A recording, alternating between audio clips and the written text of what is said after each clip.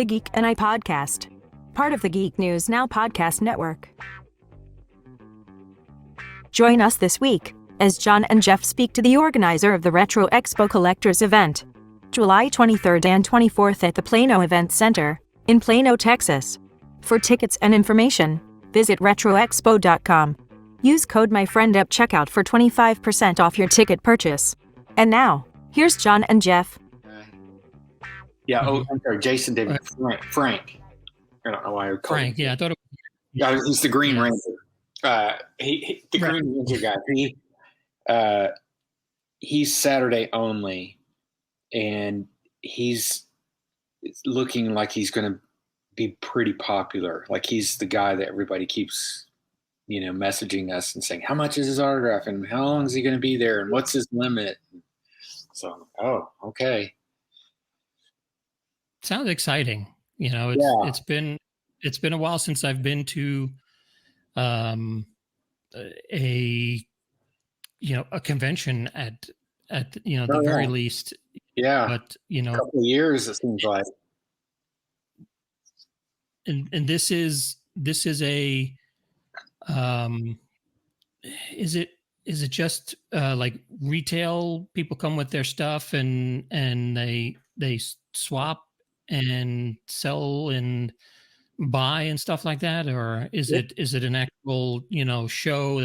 I know it has a couple of guests, and we can delve into who's going to be there other than the Green Ranger, and but what is the actual expo? Is it just cool old stuff?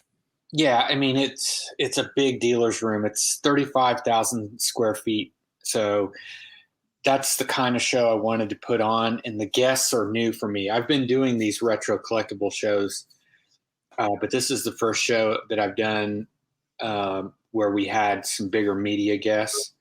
So that's the autograph thing is really like a new component for me. Mm-hmm.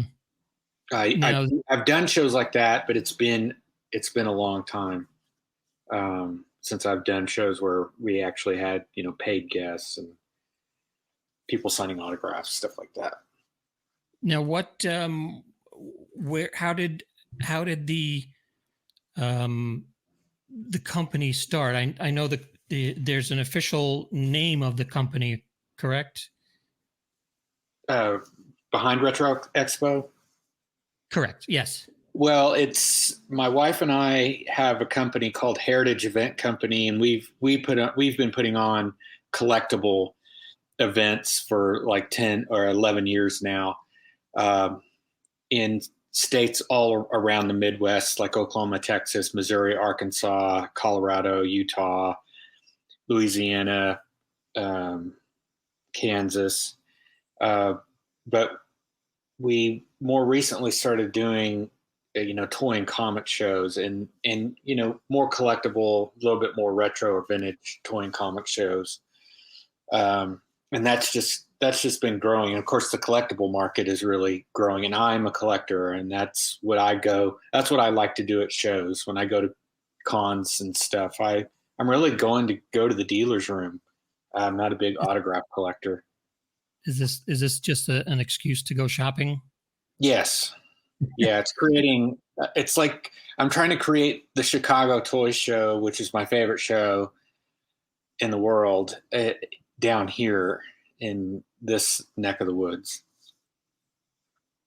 So if you had to describe how did you get into collectibles? Was it just as a kid one day you bought something and a few years later you found it again and like, that's pretty neat that I still have that, and let me see what else I can add to this. Was there one thing that sparked this whole thing? I think I just have the bug. I think some people are kind of, and maybe a lot of people are. I mean, maybe it's very common, because I do know that everybody seems to collect something. Rarely do you meet someone that just doesn't have a little collection of salt and pepper shakers or something. Mm-hmm. But, some people are worse than others. And I think at a young age, I started thinking about preserving or hanging on to some of my toys and things. So I think some of it is just a personality trait. So when I got out of college, um, I started buying again, in my early 20s, like going to flea markets and buying Star Wars action figures and stuff like that, and back issue comics. And it's just, I guess I had a little bitty break there from high school and college, and then, went back to the stuff I liked as a kid. Right. Now, if there's one thing in your personal collection that is your favorite, you have a favorite collectible? Well, stuff from the 70s and toys from the 70s are really kind of my thing, because that's really when I was playing with toys. I kept buying them almost as a collector into even like not junior high. I was still, because the Star Wars films were still coming out, and so I was still buying. I didn't outgrow them until the movies were over, and when the movies were over in '83, pretty soon after that, I switched to comic books, and I became like this hardcore geek, comic book geek. But I had been that way since I was in, I think, about sixth grade. I went to my first comic convention in Tulsa, Oklahoma, where I was born and raised, a little show called Ocon in 1980. And I think Alan Dean Foster was the guest of honor. And Alan Dean Foster is, of course, a novelist who's written a bunch of novelizations of films like Alien. And I know he's written a Star Wars novel. I think the first Star Wars novel I think he wrote. So I had been into the comic books in that scene, and even, bought back issues as a kid, at, comic store. So I don't, for whatever reason, I gravitated to that world early on and just kind of hung on to it. Mm-hmm. Now, you mentioned Star Wars stuff. I have actually on my toy shelf over here, I found this. I moved from McKinney to Denison and was going through some boxes to just get rid of some junk. And I actually found this, and this was one of my favorite things ever. I don't have any of the die-cast figures. I think I remember having the Carbonite Han Solo. Yeah. That's the Kenner Micro Collection, not Micro Machines. It's a very similar concept.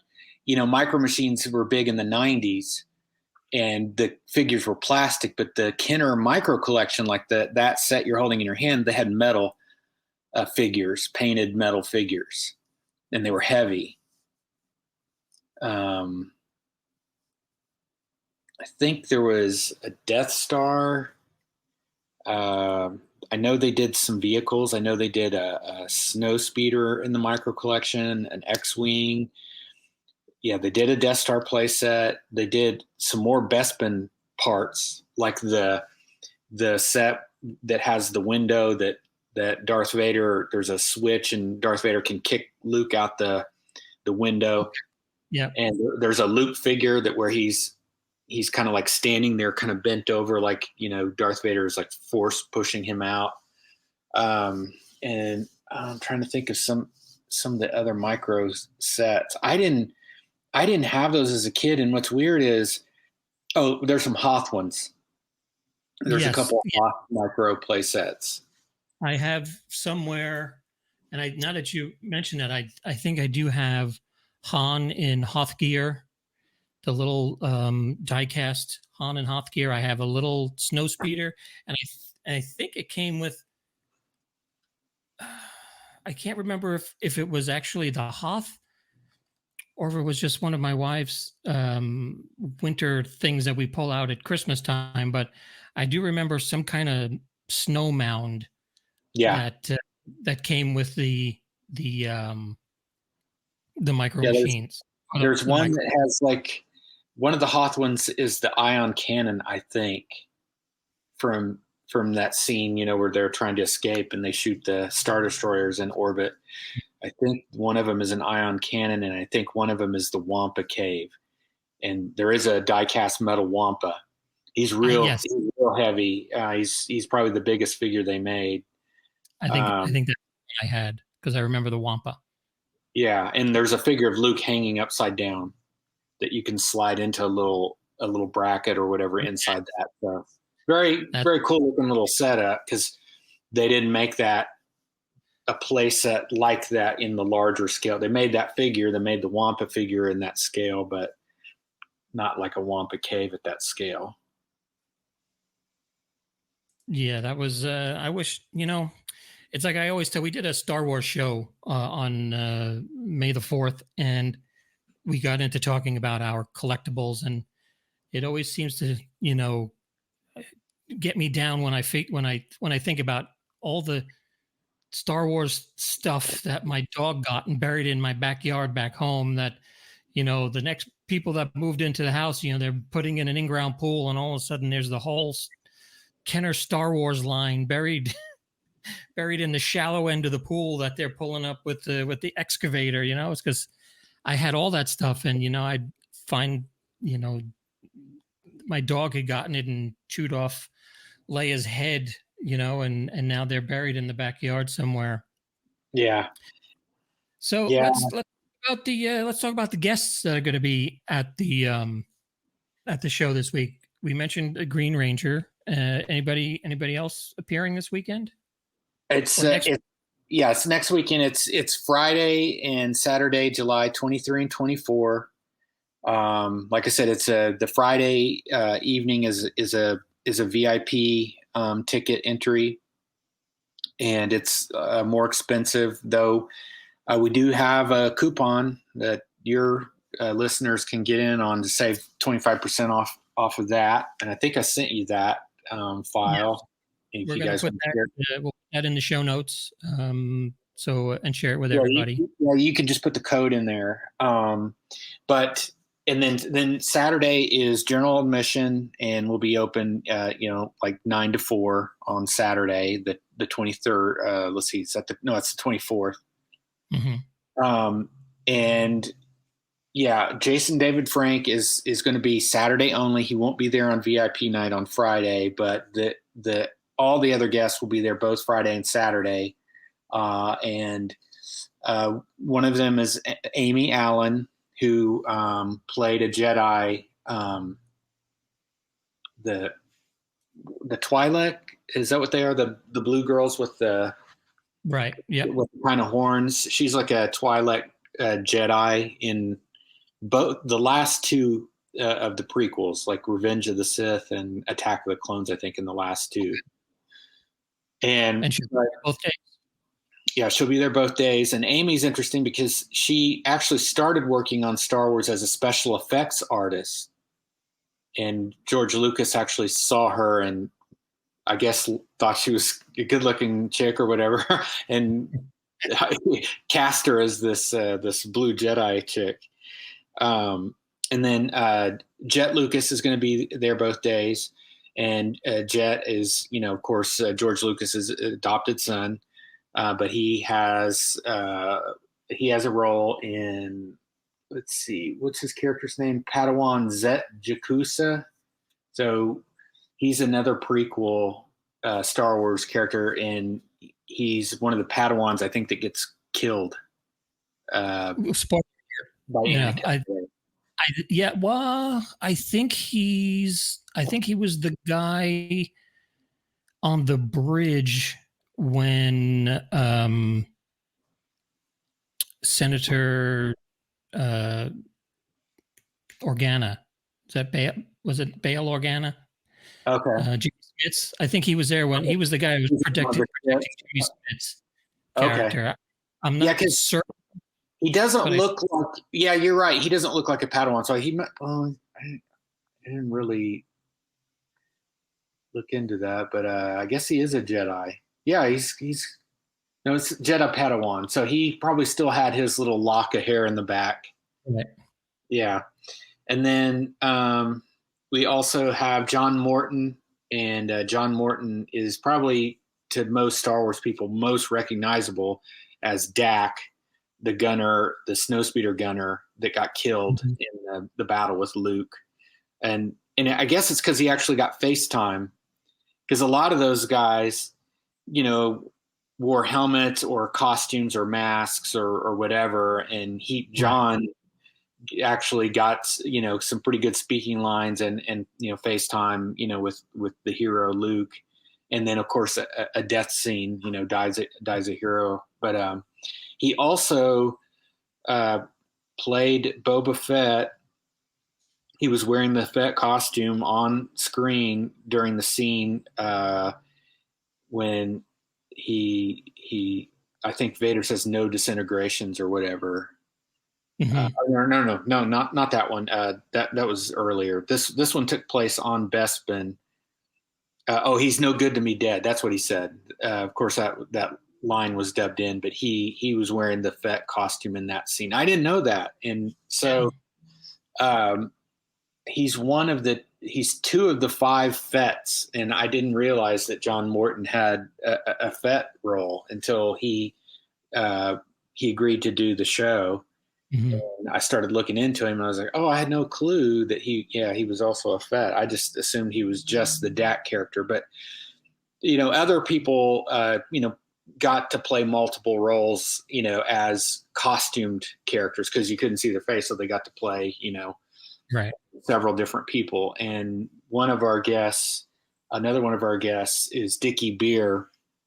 And Dickie played several different denizen, you know, Jabba the Hutt denizens in the skiff scene in a mask. I think he was a Gamorrean guard, and he was definitely Boba Fett on the skiff doing stunt work, like during the scene when, you know, Luke chops his gun off. That's Dickie doing that stunt. And there was 2 different stuntmen in that scene too, aside from Dickie, but he was also a stunt coordinator in Hollywood and a stuntman. So he's done some pretty big films, like, you know, other geek films. Like I know he did stunt work in like Superman 2, you know, and films like that. So he's got you know, at least 2 James Bond films he was a stuntman in. Oh, he was a stuntman in Indiana Jones and the Last Crusade.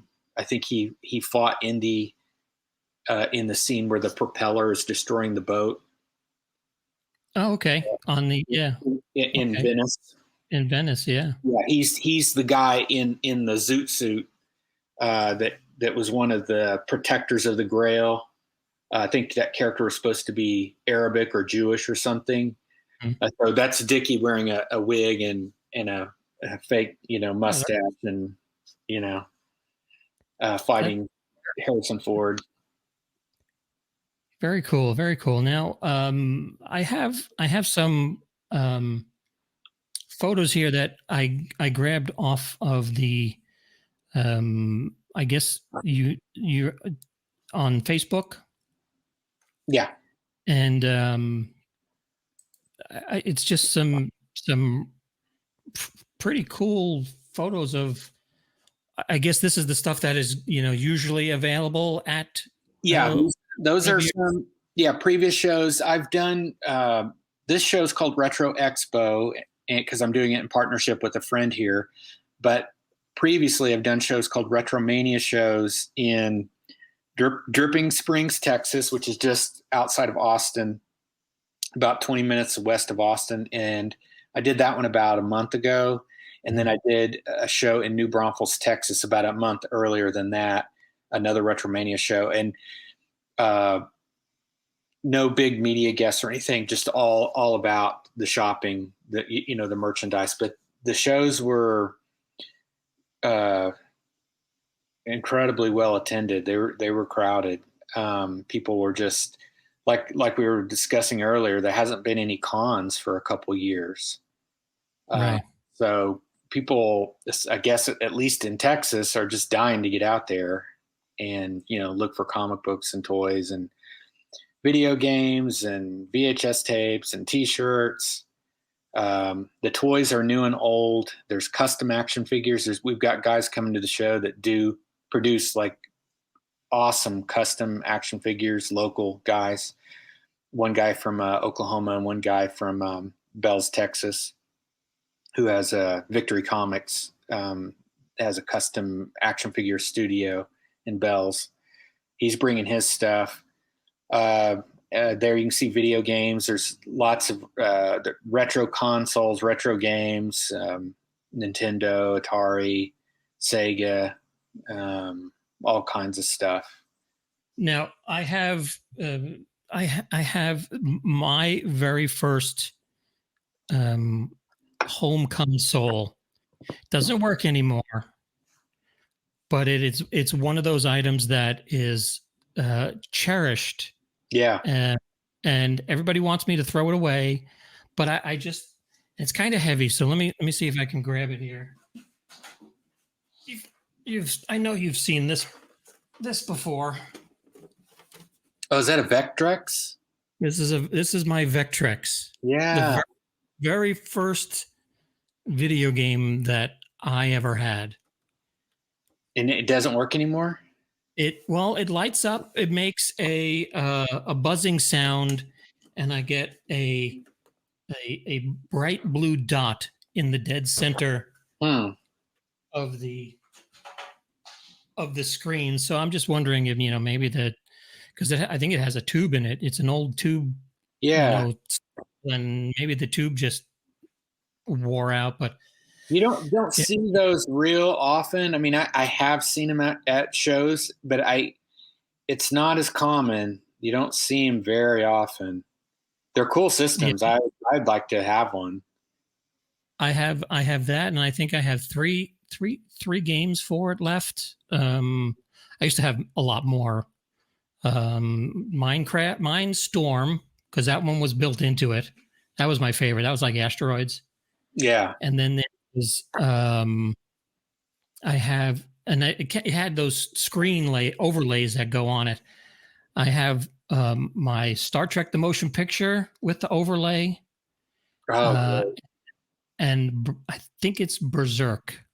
Oh yeah. I don't have the overlay for that one. Yeah, those are all of those vector-based games, so it makes sense. And that's what that is it looks like laser beams on the screen. It's like Tempest, and their first Star Wars game was that way. Yeah, Asteroids. My favorite arcade game. Yeah, Asteroids is probably the most famous vector-based game because I think everyone played Asteroids at one point or another. Well, yeah, you had to put your quarters in somewhere. Yeah. Yep. So, another thing that we see showing up at our shows, and it delights me to no end, is people bringing cool VHS tapes to sell. Not like crappy ones, not like the common stuff that you just see over and over and over, but like good horror titles from the 80s, like slasher stuff. The harder to find tapes. And that's the kind of show I've wanted, is like kind of a mixed collector show. Because I collect, if it's from my childhood or that era, I'm interested in it. If it's a coloring book or a pin back, T-shirt, even if I can't wear it, even if it's too small, from the 70s, I might want it. And I have stuff like that in my collection, I think it's pretty funny that nowadays everybody is going for that retro look. Mm-hmm. I have, and I think I saw a picture of this on one of your images. I have this from. This is I don't know if this is the widescreen. This must be the widescreen version of Return of the Jedi that was in a box set.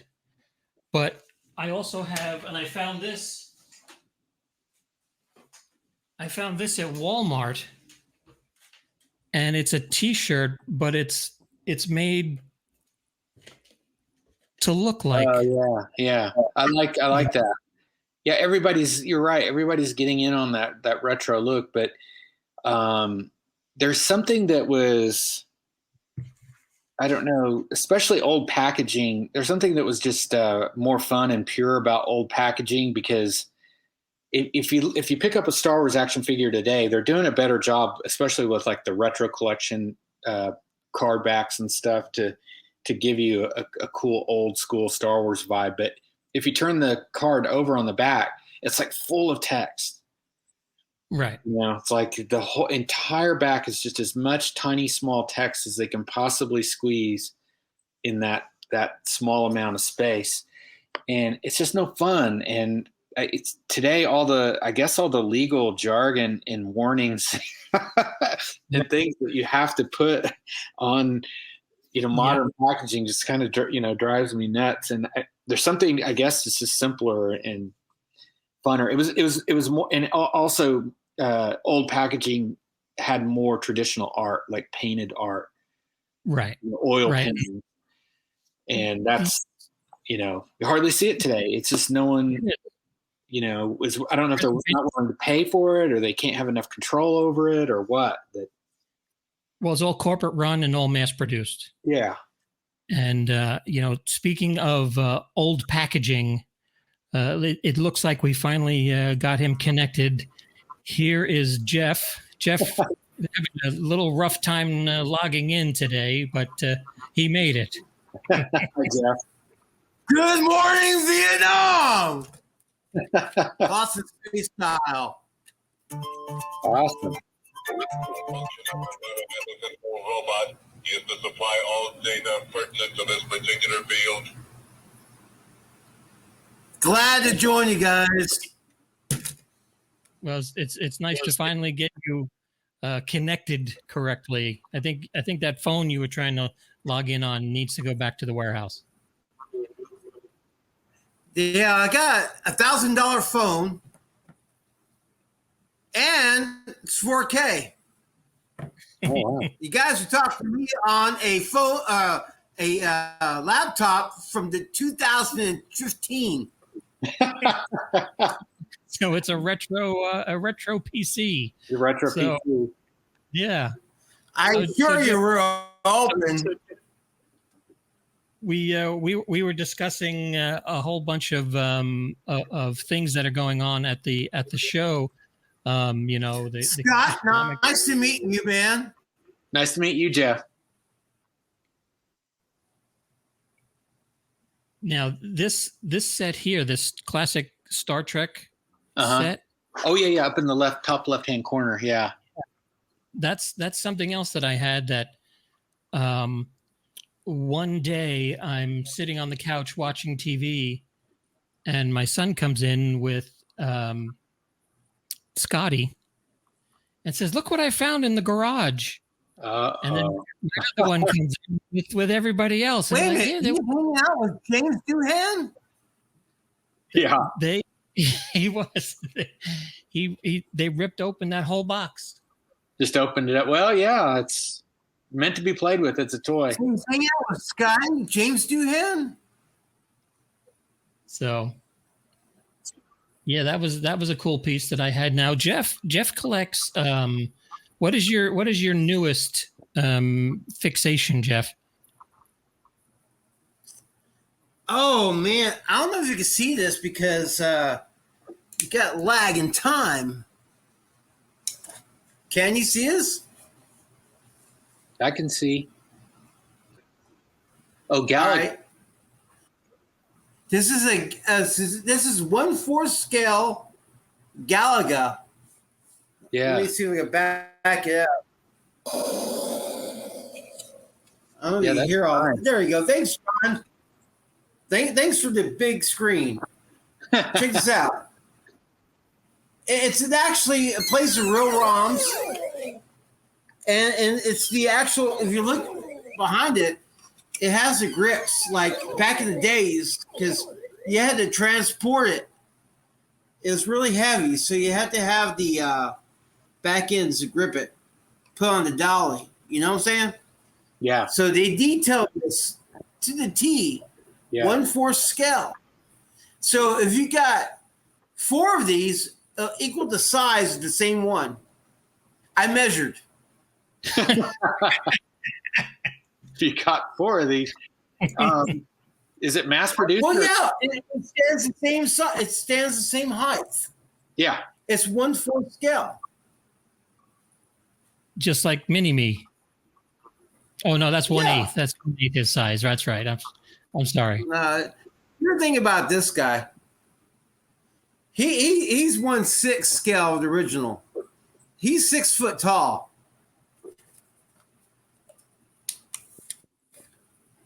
That's pretty cool.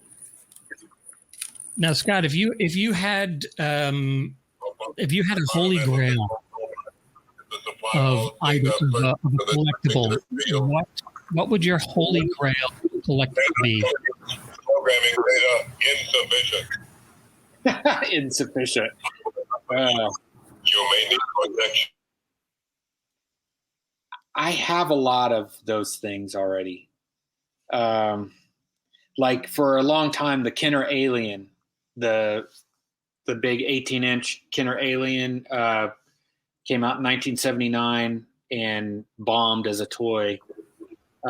Getting one of those in like a box was, like my holy grail or whatever. But I found one. I mean, because I'm always looking. I'm collecting constantly. So eventually I hunted one down and got it for a price that I could afford. But yet remaining, I also collect a toy line called Shogun Warriors, which are all imported toys from Japan in the late 70s. Again, another 70s toy. They did a Godzilla, which is the most famous one, the most famous Shogun Warriors, the Godzilla. He sticks his tongue out when you click the lever in the back of his head. Everybody knows that one. And he pushes fist. There's a button, you launch his fist with it's spring loaded. I have all the big ones. I think there's 8 of the big ones, and I have all 8 of them. But they made a bunch of small ones too, and it's the small ones I've been chasing around trying to get all of those. So there's several pieces from the Shogun Warriors line that to have everything that they released is my goal. There's a few more pieces I need, and they're all like really expensive, of course. Right. Let me show you this picture. Now you can tell this is probably 70s. You can tell that just from the carpet. Well, we know the carpet's from the 70s, but this is probably, I don't remember how old I was when I got this, but this is, yeah. Was that Mazinga? Wow. Yeah, that's Mazinga, and it's probably the 70s. It could be early 80s, and of course, is that your photo? That is my living room carpet. Yes.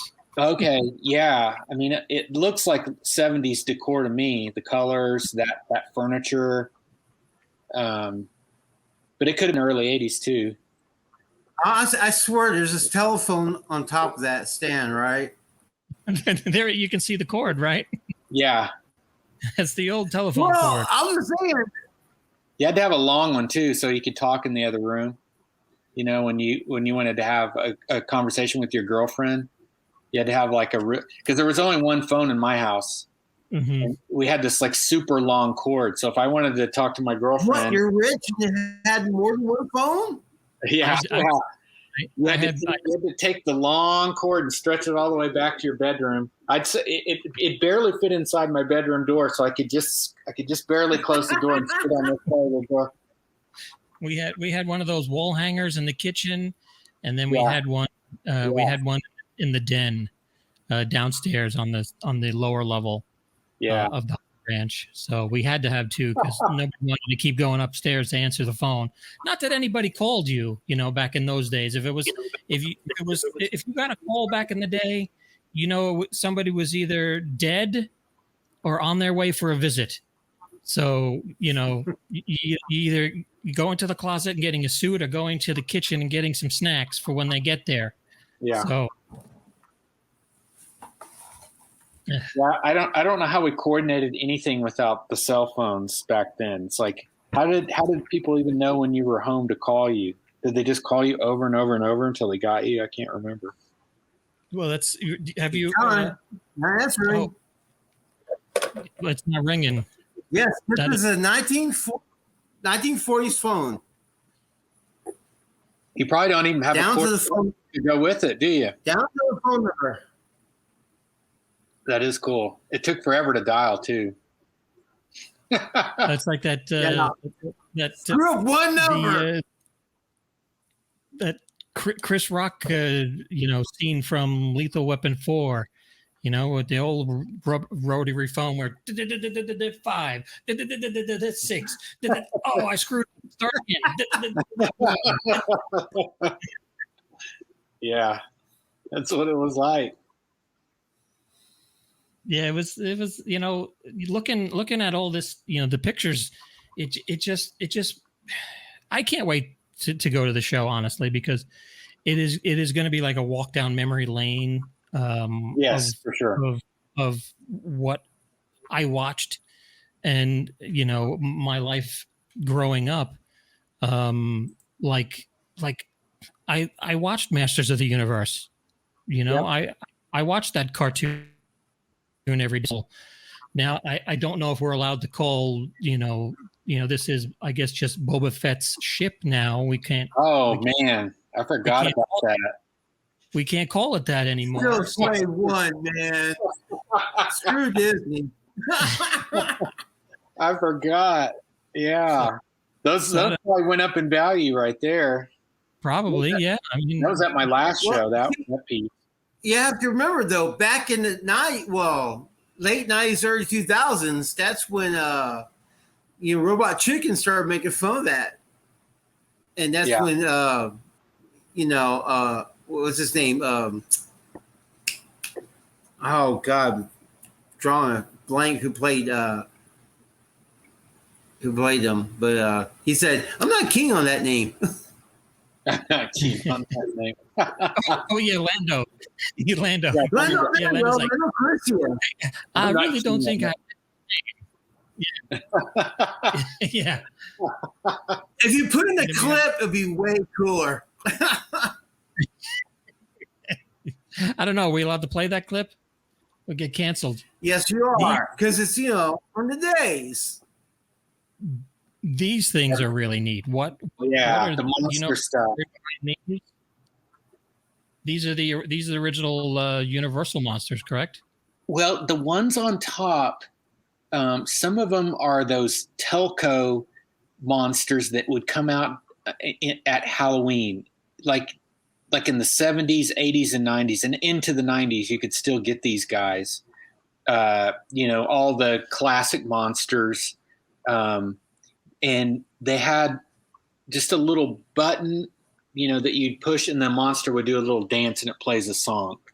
And then the ones on the bottom are, I think, that's the rare ones. I think those are Gentle Giant or Hot Toys or something like that. Like they're more modern, but they're super expensive. Like that Frankenstein. That's right. Well, see, the thing is that the re-genre of it, the reviving of the industry is making those more higher priced than the old school toys. Because I was over at Dallas Vintage Toys, and they had the ones on top that you're talking about in the box. Yeah. Going for $100 a piece, and people are not touching them all day long. Guys downstairs, man. Yeah, and they're even more pricey. Those are original on the bottom there with the pink stickers. Those are original carded He-Man figures. No, they're not. I take it back. Those are the new lines, the ones with that are kind of the retro. So what are you going for? Yeah, retro play. Yeah, okay. Those are the. I'm sorry.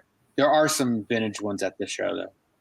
And then behind it we have a whole bunch of pops. Pops are big. I guess pops are big again.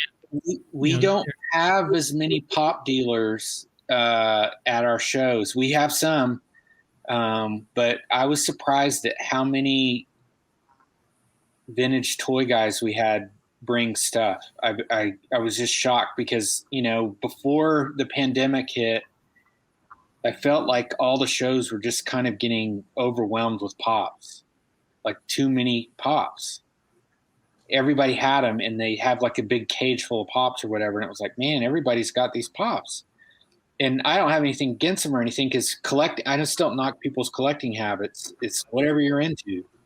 But they were taking over. And so when I put on the show, I assumed I was going to get inundated with pop dealers, but I didn't. I have, I think, an amount of pops that there's a selection of them there at the show, but it's not overrunning the show. It's just mixed in.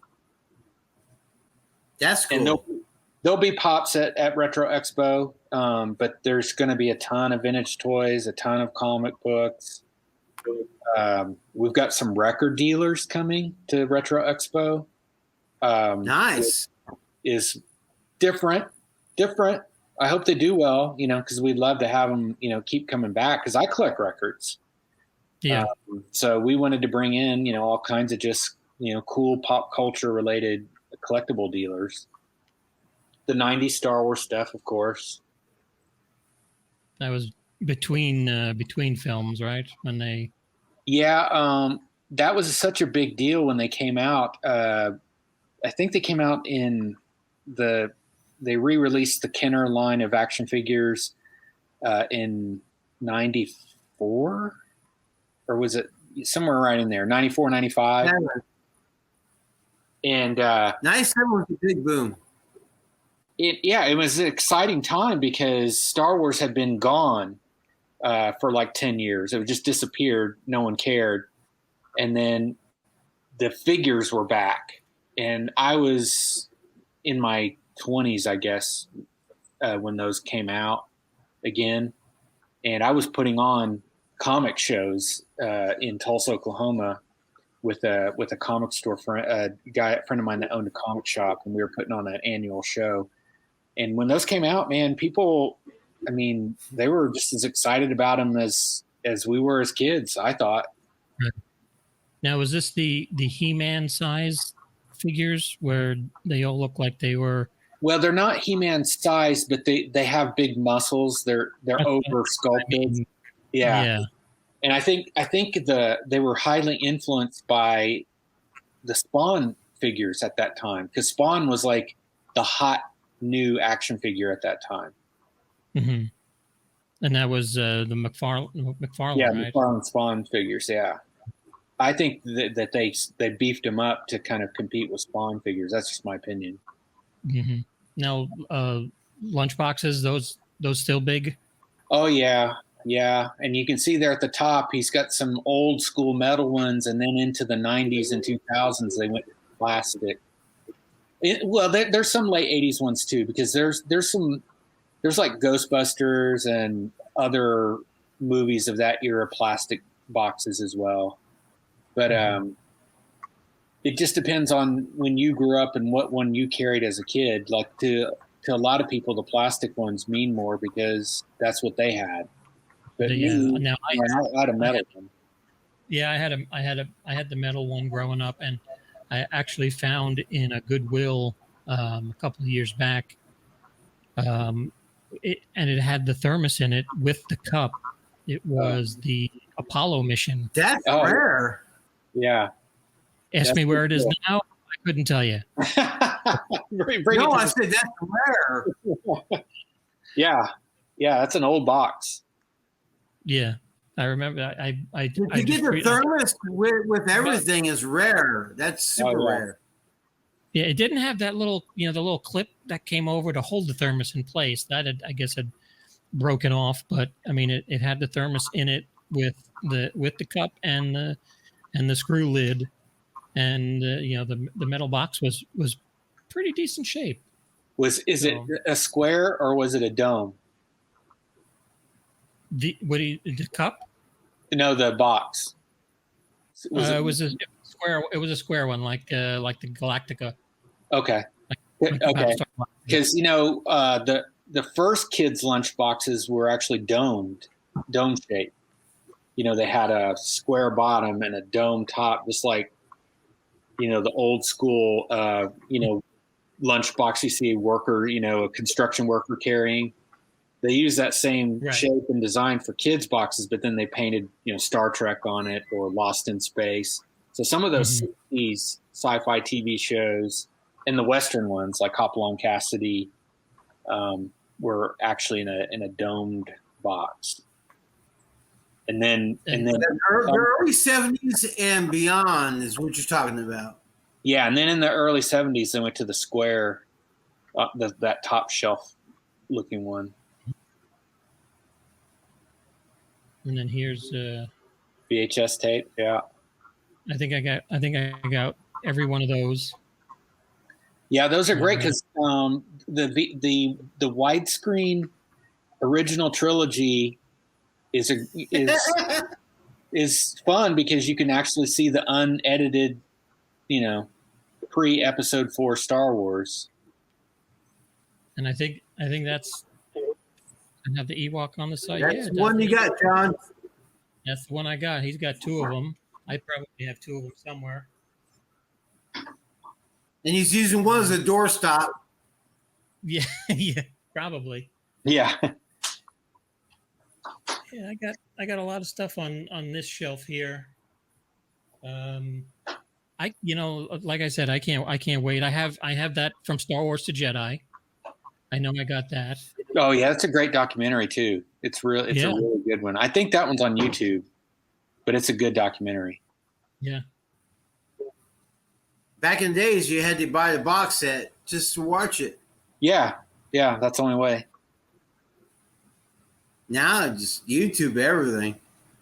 Look at that Silver Surfer back there. That I couldn't believe that guy had that. It was one of those Fantastic Four 2. Can you zoom in, John? Can you zoom in on that? I think John, can you zoom in on the picture? No, the other one. There you go. Whoa. Yeah. That's going to be at the show?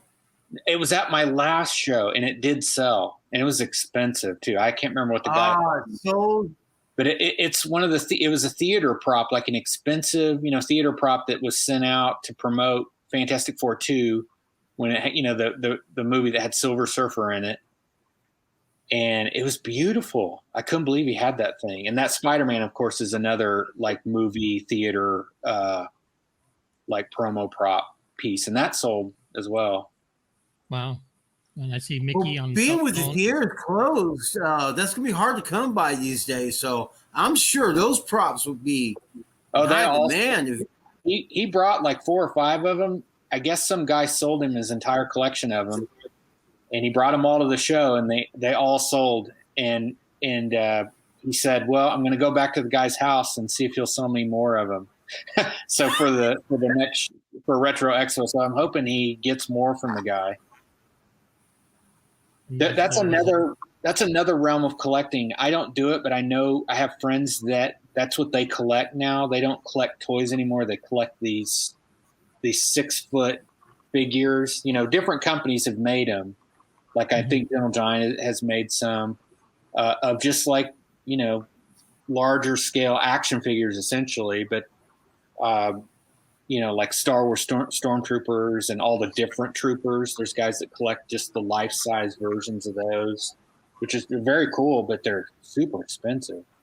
Yeah. Where are you going to Well, they're running about 8,000, if anything, to 9,000 to the ones I've seen. I did a video with Marvel, and that's crazy money, dude. Mm-hmm. And it's not Star Wars. That's just Marvel. Yeah. I'm like going... This was you, Jeff, at when you saw that. That's the best thing I ever saw. But so the show opens on the 23rd of July. That's going to be a VIP early open for shopping, correct? Yeah. And 4 to 7 p.m. on Friday, July 23rd is the VIP night. And then Saturday, July 24th is from 9 to 4 is our general admission. And what do you have? What do you have coming up, and where after the Plano? We're coming back to Plano. Let's see. Let me make sure I got that date correct here. All the info that I'm sharing with you guys is on our website, retroexpo.com. So it's real easy to find retroexpo.com. We'll be back at the same Plano Event Center November 12th and 13th.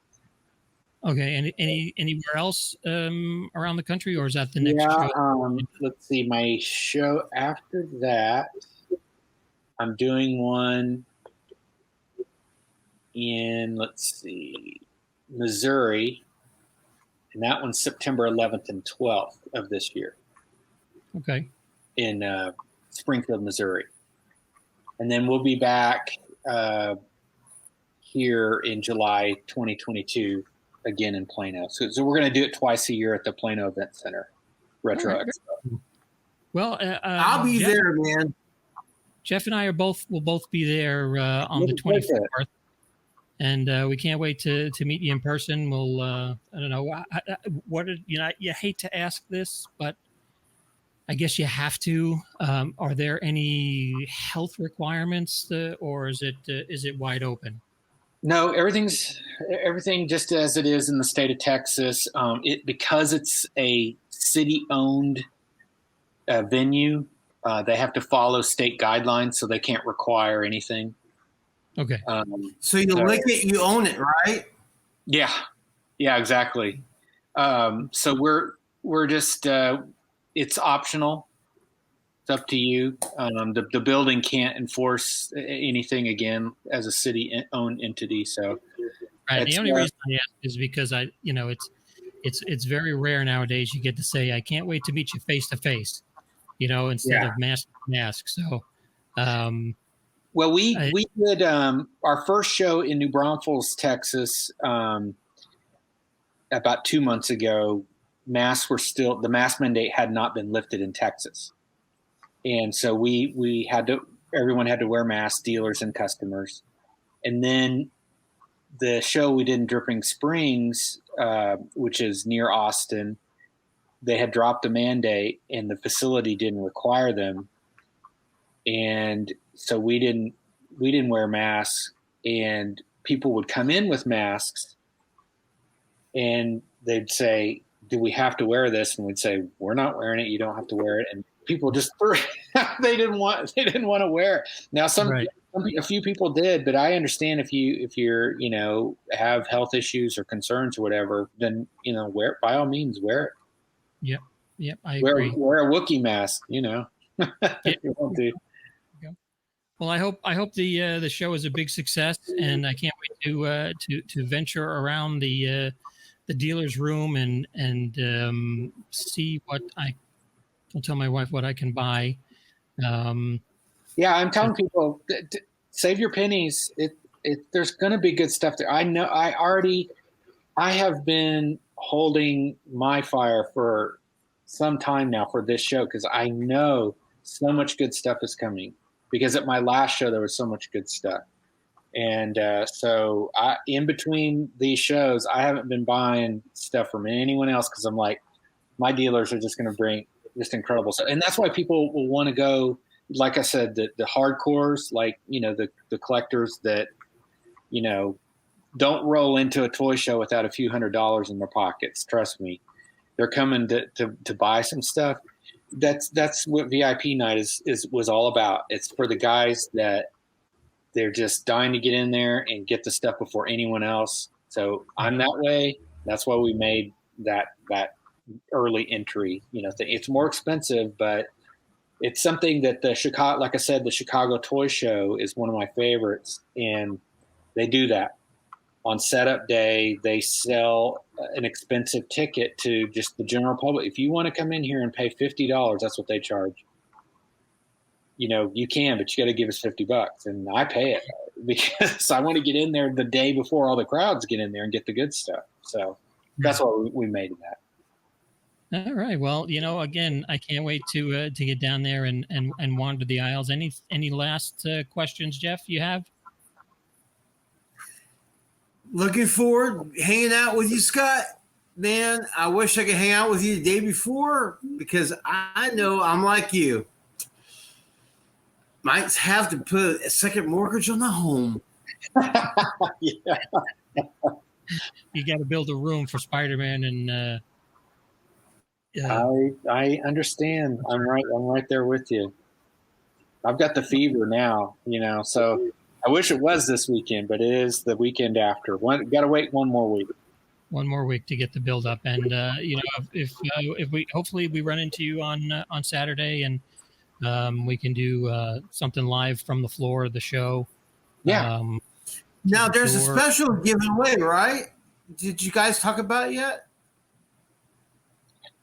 The coupon we do have. Yes, I have a discount code, and it is my friend, all one word, my friend, and you have to buy the tickets at Retro Expo to get the 25% off.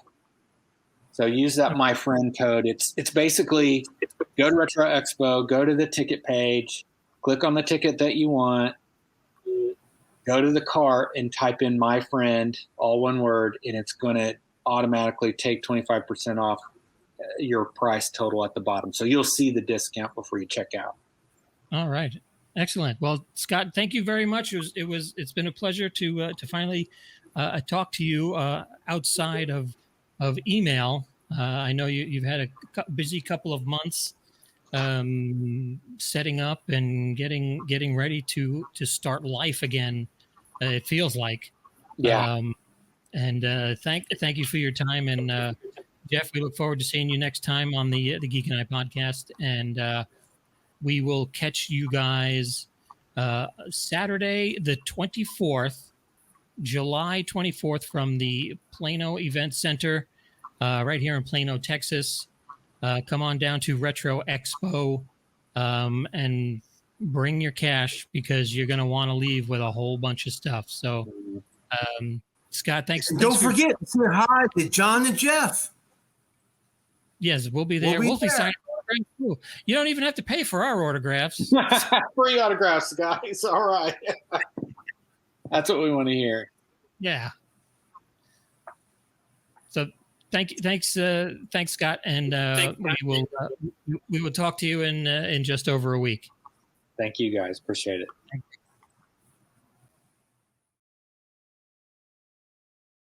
The Geek and I Podcast, part of the Geek News Now podcast network.